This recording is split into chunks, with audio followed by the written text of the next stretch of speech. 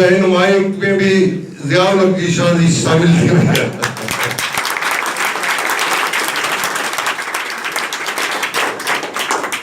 वई। हिन वक्त भी इंटरनेशनल पर्सनैलिटी से ये हीरा तव्हां वटि मौजूद आहिनि। तव्हां मायूस न थियो ऐं इंशाअल्लाह ताला ही जेको लुटेरनि जो टोलो आहे,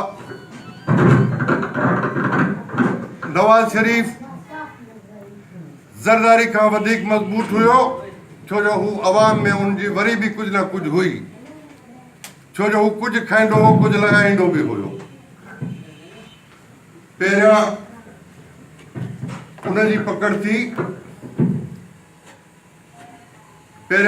पकड़ थी, पोइ शहबाज शरीफ जी थी।